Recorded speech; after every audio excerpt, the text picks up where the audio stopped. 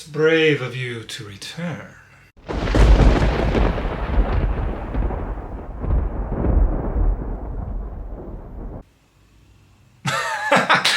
Okay, I can't do it. Hi guys, welcome back to my channel. If you can't tell by the ridiculous lights and my festive vest or the title of this video, we are doing a Halloween card today. If you watched my last video, you know that Halloween is my favorite holiday, and the Halloween card making stuff it's already coming out, guys. So we gotta hop to it, because I got a lot of cards to make between now and Halloween. And if you're not a Halloween fan, don't worry. I will be putting other card content out there. But I'm gonna enjoy this little taste of Halloween that we have now, especially because it's like 110 degrees in Texas. So I need some form of escapism. Just to give you a little bit of an idea of how much I enjoy Halloween, my partner and I actually took a trip last year with two of our friends to Salem, Massachusetts, which, if you know anything about American history, that was the site of the Salem witch trials, which is a very problematic and troublesome history in itself. But since then, the town of Salem has really leaned into the Halloween thing. They have Halloween festivals, parades, all the shops are Halloween themed. It really felt like you walked into the set of Halloween Town, and let me tell you, I was living. So anyway, that's neither here nor there. All you need to know is we're doing a Halloween card, and if you want to watch it, stick around. But before you do, I do want to just thank you guys. My last video that I posted, which was also my first video, I did not expect to get the love and support that came my way. So just from the bottom of my heart, thank you. I appreciate it. I see you. I've been trying to respond to as many of the comments as I can, but I've also been trying to do all of this. But just know that I appreciate you, and I see you, and thank you. If you're new here and you like what you see today, please feel free to go ahead and subscribe. Click the like button. Would love to have you here. I'm planning to post like once a week. So yeah, anyway, let's get to the card. Welcome back, everyone. We will be doing a card today that is near and dear to my heart, and that is because I love Halloween. Now, the kind of unfortunate thing about Halloween is that in the crafting industry, there are not always a ton of Halloween options out there for us, and frankly, that's because, I mean, let's be real, how many of us receive Halloween cards? Not very many, right? So, as you might expect, brands are not quite as willing to put out a ton of Halloween supplies, which I totally understand, but it just makes me even more appreciative for folks like Tim Holtz, who really makes it a priority to give us good Halloween supplies to make with. So that being said, today I'll be using these two new Halloween die sets from Tim Holtz, and then I'm also pulling in a couple of my old supplies as well. So I'll be using this stamp set from Lawn Fawn. It's called Happy Haunting. It's a little Halloween haunted house with some ghosts and the coordinating dies. This is actually one of the very first stamp sets that I owned. If you watched my last video that was all about how I got into card making, you'll know that I got into card making around Halloween time. So this was one of my very first Halloween sets that I owned. And then I'm also going to be pulling in a couple of other products. I have this die set from Sizzix that just helps create some backgrounds. And then I'm also using this Gina K Designs Picket Fence die. So if you can't tell, a lot of die cutting today. So like I mentioned, this card is going to have a lot of die cutting involved, but there is just a tiny bit of stamping, and I figured we would go ahead and get that out of the way first. So I'm going to go ahead and stamp this haunted house image from this Lawn Fawn set, and I'm going to end up coloring this house with some alcohol markers. So today I'm just using my VersaFine ONYX black ink. By the way, I'd be interested to know, for those of you who are card makers, what is your go-to black ink for coloring with alcohol markers? I've tried a few. I've used the VersaFine, which I find works, but I kind of have to let it sit for a little while. And then I've also found some pretty good success with the Gina K Designs black ink. But if you are a big-time alcohol marker colorer, please let me know what you use. I would just be interested to try a couple more out. Okay, so we have our stamped image done. I'm going to go ahead and set this to the side and just let it kind of marinate for a little bit so that we make sure that the ink is good and dry and soaked into the paper before we start coloring. So while our stamped image is drying, why don't we go ahead and start cutting out some of the elements for our card. And I should mention that my kind of vision for this card is to do kind of your classic trick-or-treater scene, right? So I want to have this haunted house kind of sitting in the background of the card. And then I want to create this street scene where we can see the trick-or-treaters passing by the house and, you know, on their way to the next house, if you will. So that's the idea. And then I also want to have kind of a moon setting in the background in the distance. So this die set's pretty nifty. So it comes with this one die that has all 3 trick-or-treaters attached. But Tim has also included for us all of the separate trick-or-treaters as well. So if you only wanted to use one of these guys, you can totally do that because he has all 3 of them kind of in a larger separated size. And then the other thing I wanted to grab out of here are these 3 little pumpkins. So Tim has also given us little pumpkin cutouts so that we can cut each individual pumpkin out and glue those onto our trick-or-treaters as well. So those are what I want to grab from out of there. One of the great things about the Tim Holtz die sets is they do come in these nice hard plastic folders for easy storage. So I'm going to set the moon to the side actually for a second. Let's go ahead and cut these guys out. To cut these guys out, I'm going to use a black cardstock and an orange cardstock for the pumpkins. Now, I'm going to be using a lot of cardstock in this project, and I would prefer to use textured cardstock. You can see like this orange one, for instance, has this kind of weave texture on it.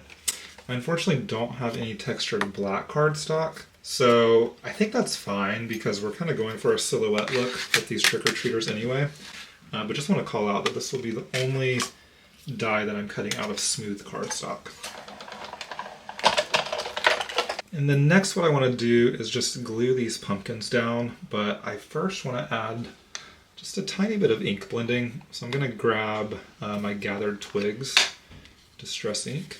And I'm just using a Hero Arts mini blending brush. And I just barely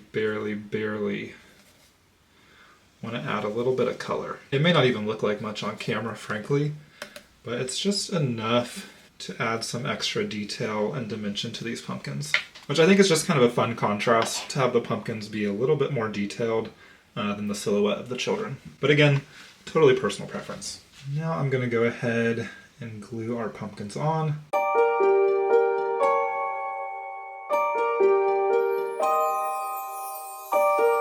Okay, there we go. So we have our little trick-or-treaters, and I'm going to go ahead and set them to the side now as well. And then I'm going to clean up my ink, and we're ready to move on. So we have our trick-or-treaters, we have our house stamped. I'm going to keep letting him dry a little bit, but let's go ahead and keep building our background scene. I think what I want to do next is go ahead and create the main background. And since we do have so many elements going on this card, I am creating a larger card than I've ever made before. This is actually an A6 size card, which I believe is 6 1/4 inches by 4 5/8 inches. So a little bit of math there. But basically it's just a little bit bigger than the standard card that I would normally make. So for the sky, what I want to do is create an ink blended background. I'm trying to create a night sky where it'll look like nightfall. And then remember, we do have that moon that I'm going to bring back in here in a little bit. But for now, I just want to create kind of a pretty night sky going from black kind of down to purple, just because purple's a Halloween color, right? And it can kind of look like a sunset. So I'm going to actually start out using my Chipped Sapphire, which is my middle color. There's really no rhyme or reason to this. This is just kind of how, this is just what I'm feeling right now. Which that is part of the beauty of card making, right? We're not following any rules. But I figure if I start kind of with my mid-tone, it gives me a little more flexibility in my end result.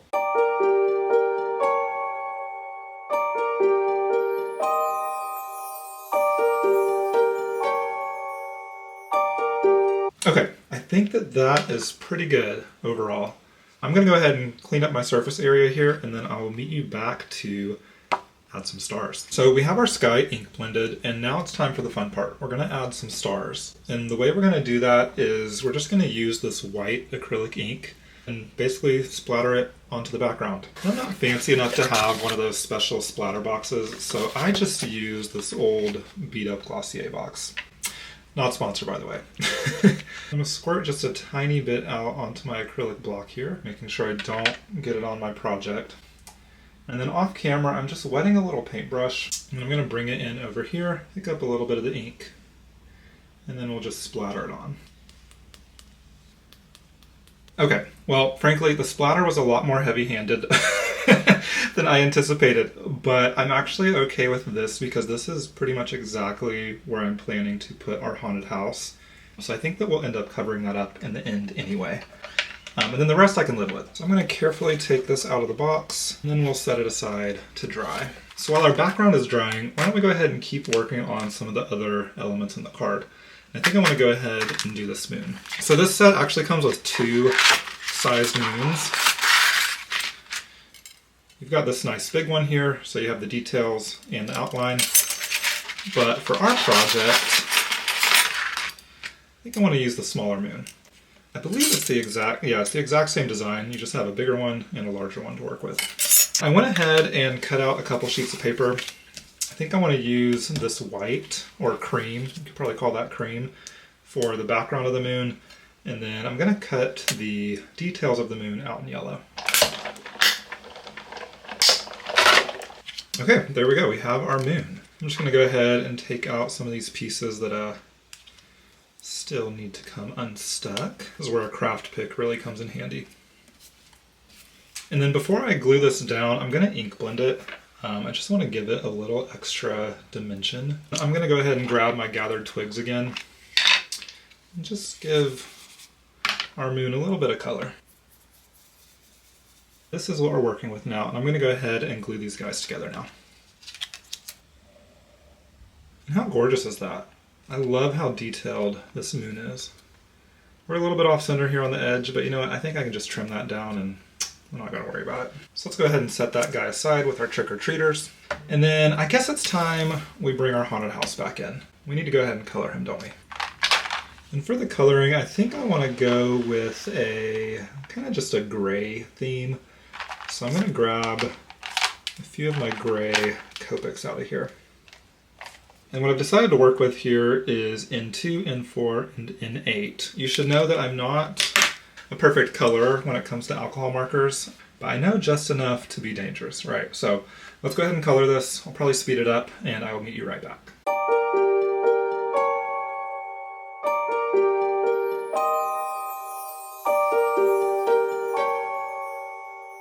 Okay, you know what? I am not mad at that. For someone who is not the best color in the world, I feel like I did a pretty okay job.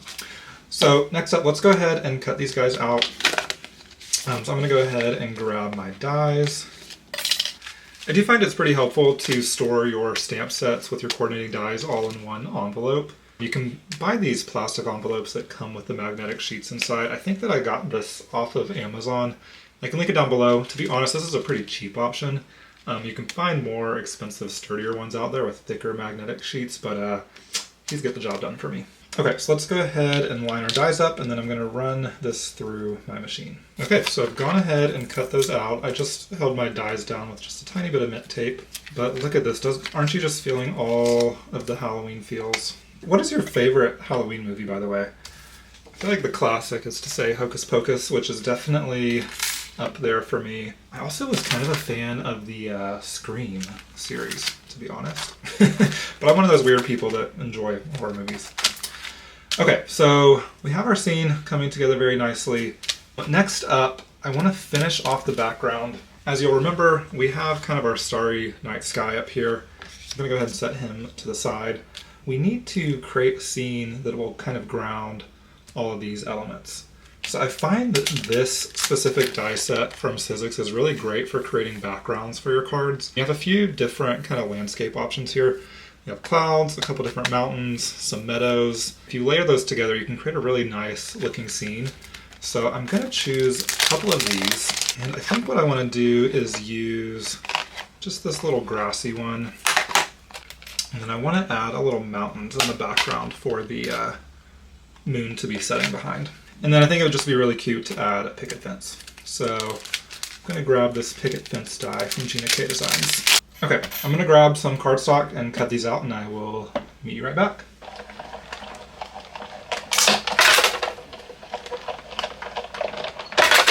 Okay, so we have our elements, and the first thing you'll notice is that these two layers, the dies are not quite long enough to fit across our A6 sized card. So what I'm going to do is I'm just going to fussy cut the rest of them, and I'm planning to layer these such that we have this grassy hill in front of the mountains, and then I'm going to put my haunted house on top of the hill, and so it'll really cover up all this fussy cutting I'm doing anyway, so don't worry about being too perfect there either. Again, don't worry about being perfect. By the way, I am interested to know, please comment down below if you do this too, but I'm interested to know if anyone else collects Halloween Village. Growing up, my family always collected Christmas Village, you know, like the little Christmas Village pieces that you put out on your table during the Christmas time. If you didn't know, they also have a line of Halloween Village. That is something that I have picked up as an adult as kind of a tradition, is putting out our Halloween Village every year. So it's always a big to-do to get out all of the buildings and accessories and putting our Halloween Village out on display. So I'm very excited for that. I can't put it out yet. I mean, it's July, so that would be a little crazy, right? But soon it'll be coming out. Okay, here we go. I think we have all of our elements together. Actually, no we don't. There's one more thing I wanted to add. I want to add a little sidewalk. So to do that, I thought I would grab this paper pack. This is a paper pack from scrapbook.com. And they have this little cobblestone street paper in here. So what I'm going to do is just cut out a strip of that to put on the very bottom for our little trick-or-treaters to be walking across. To be frank, this cobblestone is a little bright for the scene that we're going for, so I think I'm also going to add just a little bit of dark ink and just layer that on top of this just to mute down the sidewalk a little bit. Make sure it looks like nighttime, you know? Don't want to make the sidewalk black per se, but we just want to tone it down a bit. I don't know if you can tell a difference there, but I like that.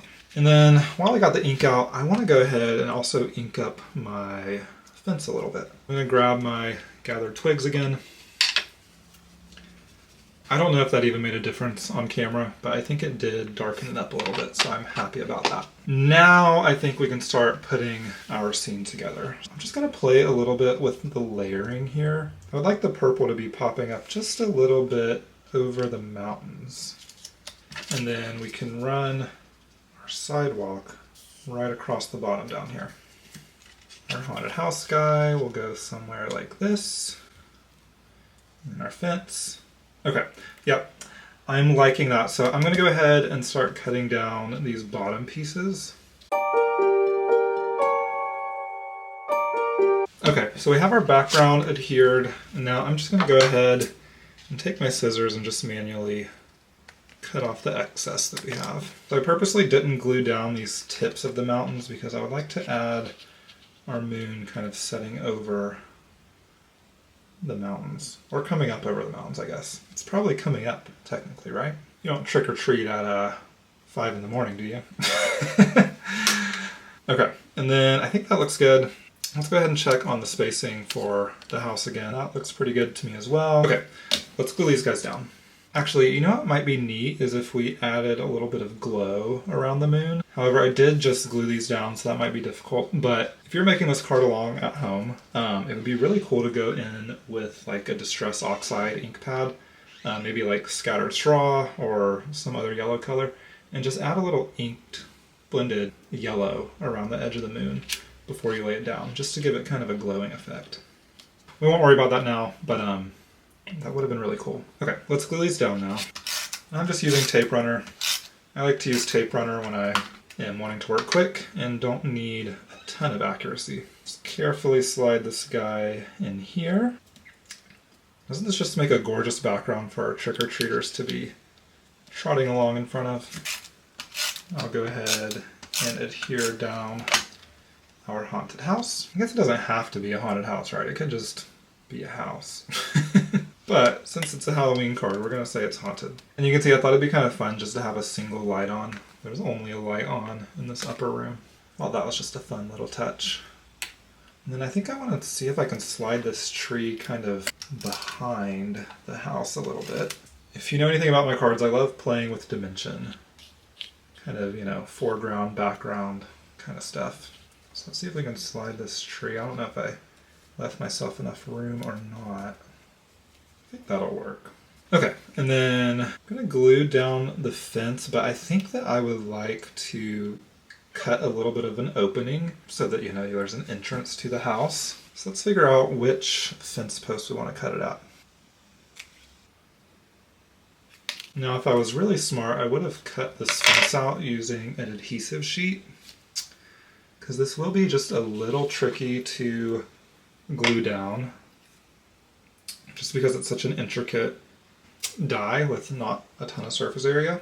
Okay, let's go ahead and glue that down.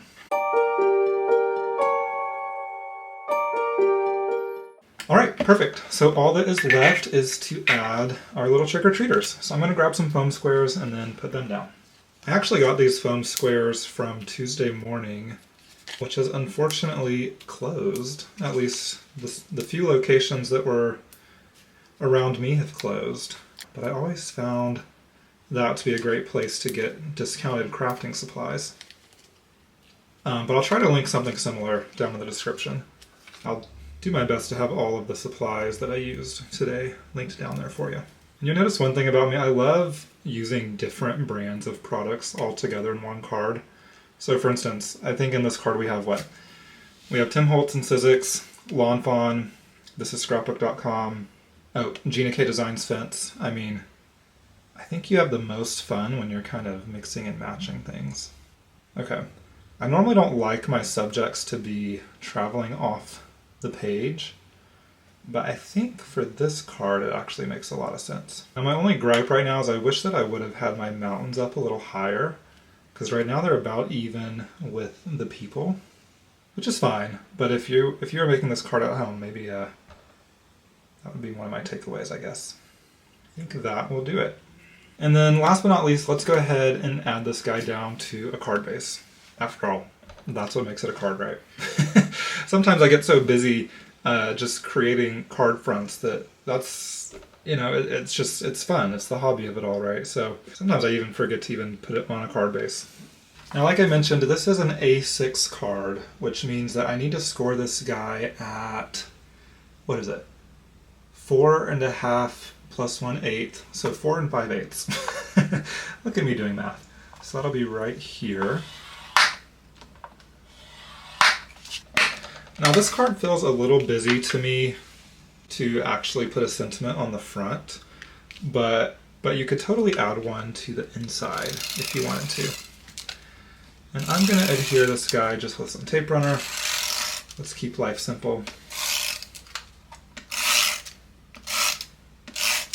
And I'm actually going to go ahead and bring back my Scor-Pal just to help me line this thing up.